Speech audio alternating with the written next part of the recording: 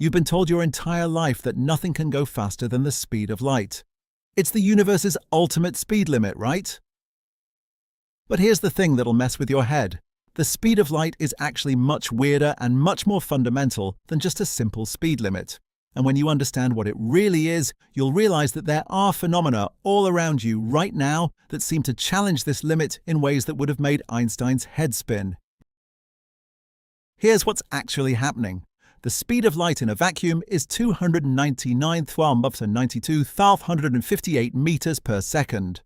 That's roughly 186,000 miles per second, fast enough to circle Earth 7.5 times in 1 second. We call this c in physics equations, and Einstein's special relativity tells us nothing with mass can accelerate to or beyond this speed. Case closed, right? Not even close. And here's the first crack in that story. The universe itself is expanding, and distant galaxies are racing away from us so fast that the space between us and them grows faster than light could cross it. How is this possible if c is supposed to be the ultimate speed limit? The answer is that we need to think about this more carefully. The speed of light is indeed a fundamental limit, but it's specifically the speed limit for anything traveling through spacetime itself. It's the maximum speed at which matter, energy, and information can move from one point to another through the fabric of spacetime. Think of spacetime like a stretched rubber sheet. When you push down on one part of the sheet, ripples spread outward through the rubber. Those ripples can only travel as fast as the properties of the rubber allow. That's like the speed of light moving through spacetime. The rubber sheet has a maximum speed at which disturbances can travel through it. But here's the key insight. Unlike a regular rubber sheet, spacetime itself can stretch and expand. The sheet itself can grow bigger faster than the ripples can travel across it. That's what's happening with those distant galaxies. They're not moving through space faster than light. Space itself is expanding, carrying them along for the ride. So what is the speed of light, really? Here's where it gets mind-blowing. It's not actually about light at all. It's the speed at which spacetime itself can transmit information from one location to another. When a photon travels from point A to point B, it's not really moving in the way you think of a car driving down a highway. It's more like a disturbance propagating through the fabric of reality itself. Back to our rubber sheet analogy. Anything with mass, electrons, protons, you, me, planets, stars, is like a marble rolling across this sheet. The marble can roll around, but it can never outrun the ripples in the sheet itself. As the marble tries to go faster and faster, something strange happens. It becomes harder and harder to accelerate further, requiring more and more energy to achieve smaller and smaller increases in speed. This is where Einstein's famous equation E equals mc squared comes in. As you approach the speed of light, the energy required to accelerate you further approaches infinity, which means you'd need infinite energy to reach light speed. It's not that there's some cosmic police officer stopping you, it's that the math literally breaks down. You can't get there from here. But photons are different. They have no mass. They're pure energy, pure disturbance in space-time itself. They don't roll across the rubber sheet like marbles. They are the ripples themselves. That's why light always travels at exactly c through vacuum. It's not that photons choose this speed, but that c is the speed at which massless disturbances must propagate through space-time. This explains something that might have always puzzled you. Why is the speed of light the specific number it is?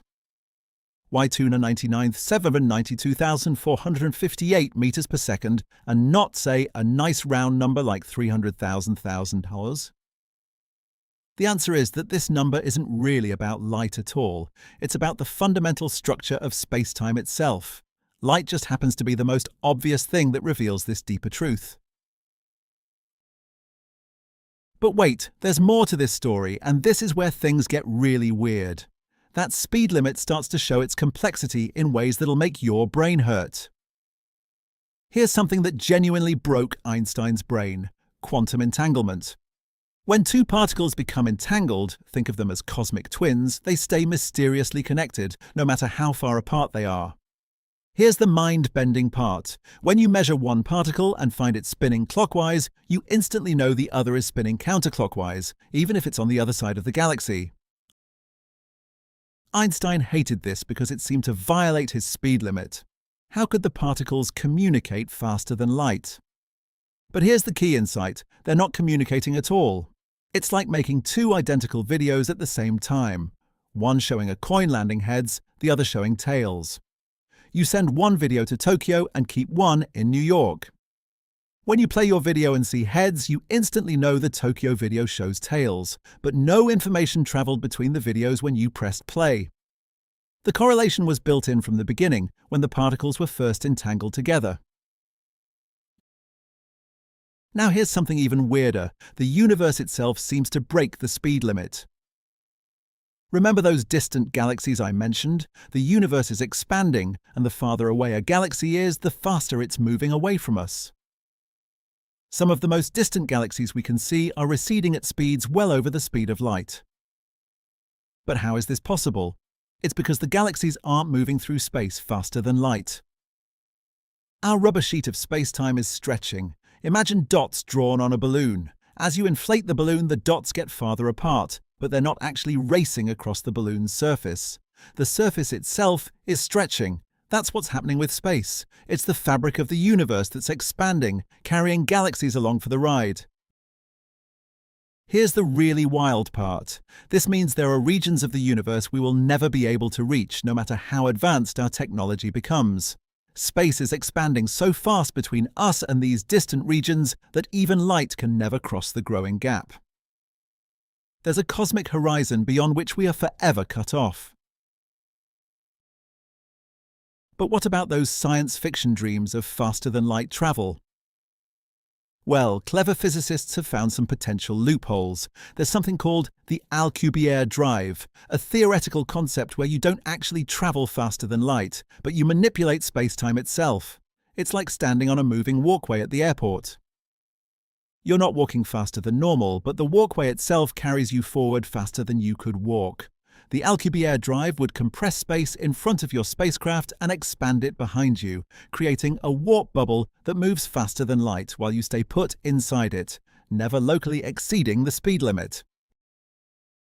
So here's what this means for you. Understanding what the speed of light really is changes how you see the entire universe. First, it explains why GPS satellites need constant adjustment.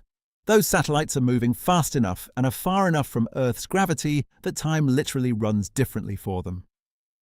Without accounting for relativistic effects, the fact that time and space are interconnected through C, your GPS would be off by miles within hours. It also means that when you look up at the night sky, you're literally looking into the past. The light from the nearest star, Proxima Centauri, left there over 4 years ago. The light from distant galaxies has been traveling for billions of years to reach your eyes. You're seeing the universe not as it is, but as it was.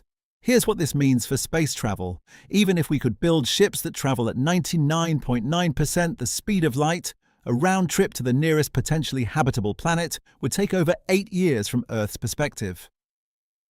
For the travelers, due to time dilation, it might feel like much less time, maybe months or even weeks. But everyone they left behind would age 8 years.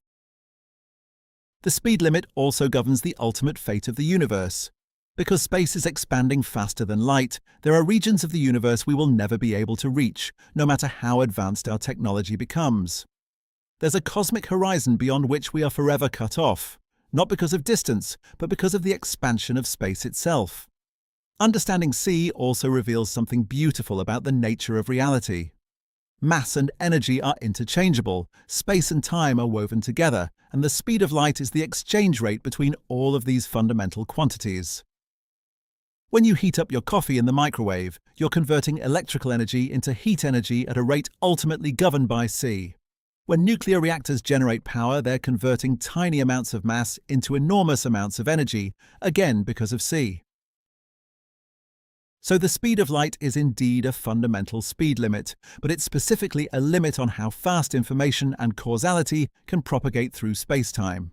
It's the rate at which cause and effect can travel through the universe and the fundamental constant that determines how mass, energy, space, and time relate to each other. Things can and do appear to exceed this speed in various ways. Space expands faster than light, Quantum correlations happen instantaneously, and clever geometry might someday allow apparent faster-than-light travel. But none of these violate the deeper principle that information, causality, and the fundamental structure of spacetime itself are governed by C. The next time someone tells you nothing can go faster than light, you can tell them they're right about the fundamental limit. But the universe itself is far stranger and more flexible than that simple statement suggests.